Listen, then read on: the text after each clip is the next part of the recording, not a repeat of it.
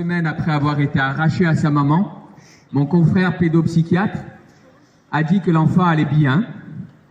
Et c'était une évidence pour tous ceux qui étaient simplement capables de regarder, de voir ce qui était là. Chacun pouvait voir que les enfants allaient bien. Que ce soit les institutrices, directrices d'école, de crèche, voisins. Tout le monde voyait que les enfants étaient toujours souriants, propres, s'épanouissaient, avaient de bonnes manières parce qu'ils ont été élevés et éduqués par une maman responsable, extrêmement bienveillante, comme c'était acté dans le rapport de la protection judiciaire de la jeunesse que la juge des enfants avait entre les mains lorsqu'elle a replacé Noah en octobre dernier pour 15 mois. J'ai mis sur un post de Facebook un courrier que j'ai préalablement adressé en lettre ouverte, donc je suis de plein droit autorisé à le diffuser. Voilà, donc un courrier que j'ai adressé à la juge des enfants après qu'elle ait rendu ce jugement injuste, inique, en fait serait le terme plus approprié, où elle privait pendant 15 longs mois encore Noah du plaisir d'avoir sa vie d'avant, puis c'est ce que réclame cet enfant depuis qu'il est placé en foyer, depuis même qu'il a été retiré à sa maman, d'avoir sa vie d'avant, celle qui lui a permis de devenir le jeune homme.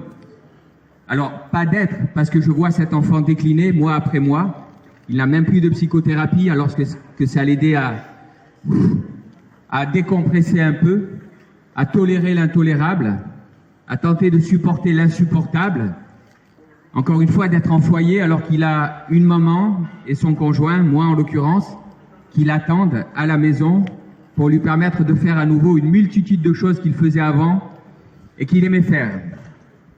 Donc Karine, je le redis, entame aujourd'hui sa 29e journée de grève de la faim. Je ne sais pas si les gens qui sont à l'intérieur de ce palais de justice et qui m'entendent nécessairement réalisent ce que c'est, le préjudice que représente 29 jours de grève de la faim. Lorsque parallèlement, pendant un laps de temps donné bien évidemment, on s'est infligé aussi 6 jours de grève de la soif. Et je veux à nouveau attirer l'attention de M. Morel sur les... Alors, je ne vais pas appeler ça des promesses parce que ça n'est pas un terme qui a été utilisé. Mais l'engagement qui avait été fait auprès de moi, donc le jeudi 18 et le lundi 22 ensuite auprès de Karine, qui venait d'entamer son 7e jour de grève de la soif, de faire procéder à un réexamen rapide de ce dossier par des magistrats capables de porter sur ce dossier un regard neuf. Des gens qui ne soient pas engagés dans un conflit de personnes et dont l'objectif sera différent de celui des services sociaux et très vraisemblablement de la juge des enfants, dont l'objectif est tout simplement de faire plier Madame Trapp, de continuer à la mettre en échec, puisque je redis, et c'est un point encore une fois particulièrement édifiant s'agissant de ce dossier, que lorsque la dame de la PJJ, une dame très compétente, très expérimentée, a dit au chef de service du foyer Saint-Joseph d'Alès, dans lequel se trouve Survie Noah depuis 2 ans et demi, qu'elle allait recommander le retour de l'enfant à domicile, ce monsieur a répondu, j'ouvre les guillemets, et c'est très édifiant, Madame Trapp aura gagné. Alors je redis à ce monsieur qu'avec ses propos, il illustre clairement son état d'esprit et le fait qu'il commette vis-à-vis de Madame Trapp, vis-à-vis de Noah, vis-à-vis de Samuel aussi, parce que la fratrie est séparée depuis 4 ans, vis-à-vis des pouvoirs publics, vis-à-vis de la justice, ce qu'on appelle, excusez-moi, ce qu'on appelle un abus de confiance, ou on pourrait appeler ça également de la trahison. Parce que je rappelle à ce monsieur que l'objectif qui a été confié à l'aide sociale à l'enfance par le législateur lorsqu'il a développé ou conçu ce dispositif dont la finalité était bonne, bénéfique, quand elle est utilisée en conscience, en raisonnant, en se donnant les moyens d'appréhender les faits. Et les faits, vous l'avez compris, ils ne passent pas par les propos de l'aide sociale à l'enfance. On a l'impression qu'en fait, ces gens-là, pour une grande majorité d'entre eux, j'évite de faire des généralités parce que je veux croire qu'il y a encore dans ce groupe-là des gens bienveillants qui gardent à l'esprit le fait que la finalité, l'objectif premier, c'est le bien-être de l'enfant, son intérêt supérieur. Très sincèrement, au vu du dossier de Karine et d'autres dossiers que j'ai appréhendés, j'en doute fortement et je cherche désespérément la notion d'aide. Donc encore une fois, ce monsieur commet un abus de confiance. Donc c'est important que la justice le sache. C'est important que les pouvoirs publics le sachent, parce que, encore une fois, cette personne-là n'opère pas avec entre guillemets, la responsabilité que lui ont donné les pouvoirs publics, c'est de faire tout son possible pour organiser, rendre possible le retour de l'enfant à son domicile. Alors bien évidemment, ils avaient les plus grandes difficultés depuis plus de 3 ans pour proposer un programme éducatif, quelque chose qui résolve les difficultés qui existeraient. Parce que des difficultés, il n'y en avait pas. Quand Noah et Samuel ont été retirés à leur maman en mai 2017, des difficultés, il n'y en avait pas. Ce sur quoi ça reposait, et vous l'avez compris, c'était les propos calomnieux du père de Samuel, le cadet, M. Durand, qui, pour se venger de la volonté de sa conjointe, ma conjointe aujourd'hui, de partir, de quitter un homme qui l'a maltraité, a décidé de se venger. Et bien évidemment, quelle vengeance, quelle pire vengeance peut-on infliger à quelqu'un, à une maman, que de la priver de ses enfants? Et il n'a eu malheureusement aucune difficulté à le faire, parce que les services sociaux ont fonctionné dans ce dossier comme ils le font dans tant d'autres. Ils sont arrivés avec brutalité, violence, sans chercher à faire la part des choses.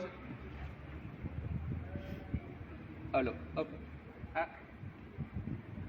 Ah mince, excusez-moi. Hop, hop, hop.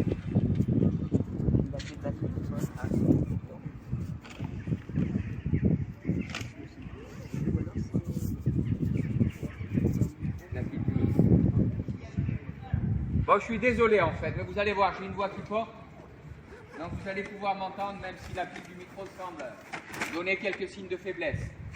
Donc ce que je disais, c'est que les services sociaux sont intervenus dans ce dossier comme ils ont l'habitude de le faire, et comme je l'ai vu, les ai vus faire dans un trop grand nombre de dossiers, avec brutalité, sans faire la part des choses.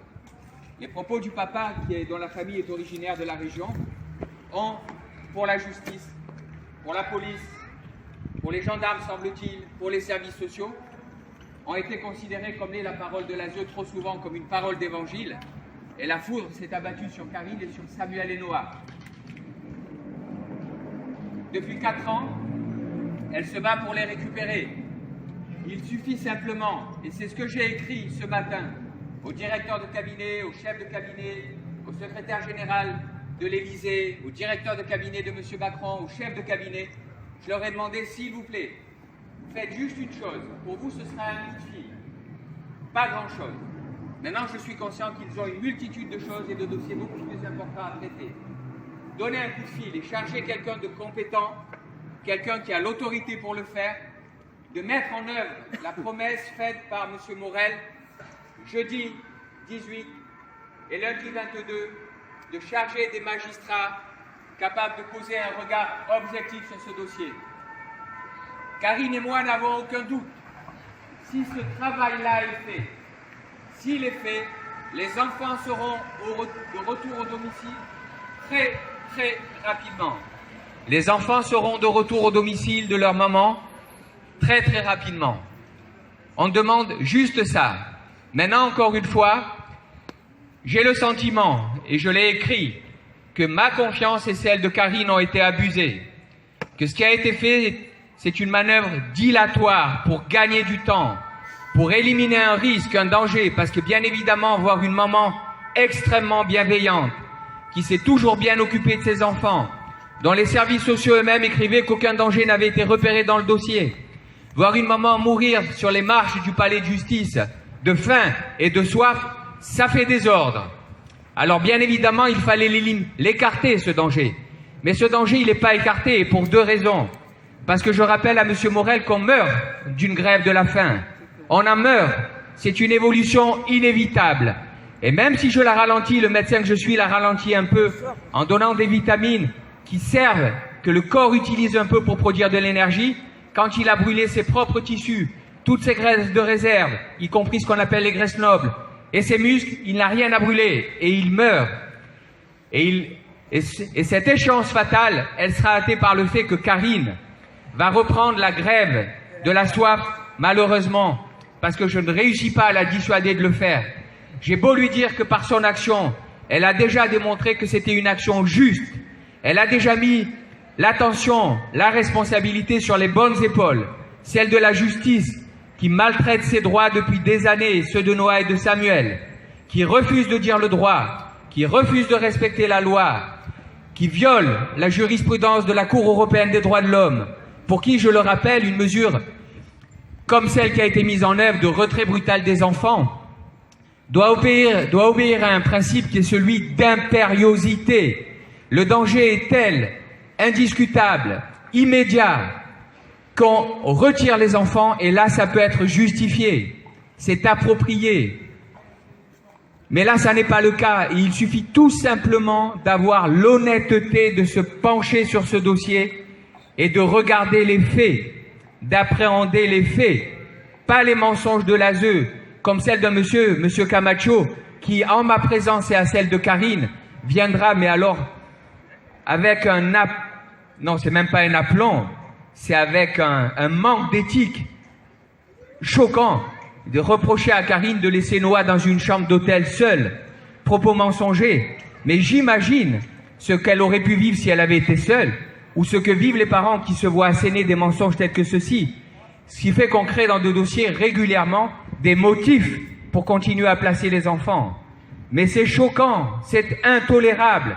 Pour le citoyen que je suis, responsable, c'est intolérable.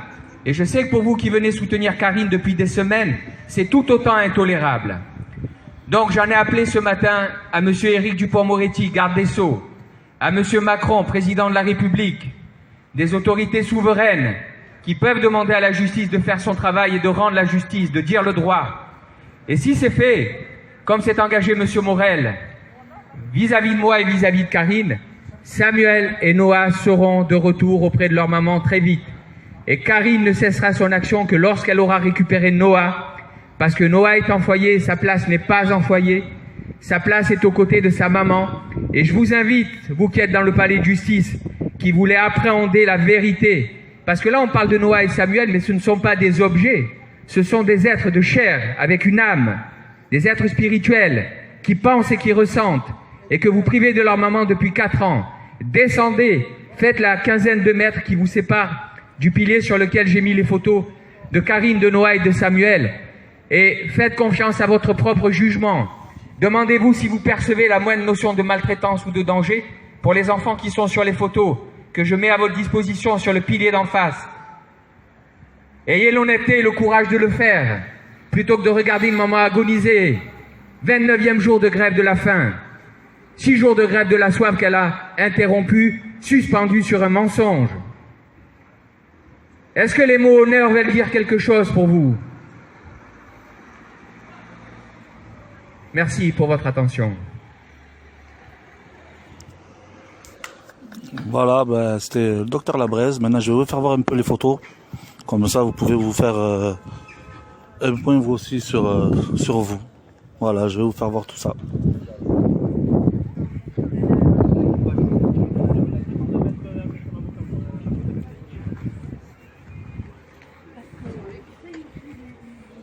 Regardez ces photos, elles sont belles comme tout.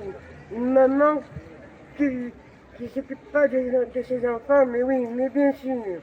Elle est épanouie, joyeuse. Elle a une cœur, cette maman.